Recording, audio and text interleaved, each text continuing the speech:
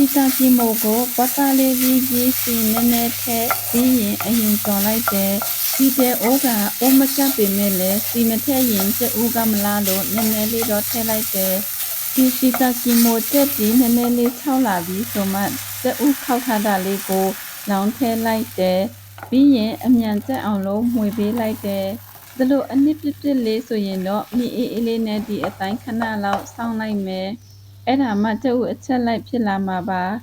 ဒီတဲ့အိုးဟင်းမှာကျက်ဦးလံဖို့ခက်နေတာကြောင့်မို့လို့ပကံပြားလေးနဲ့ထည့်ပြီးမှနောက်တစ်ဖက်ကိုထပ်ကြော်လိုက်တယ်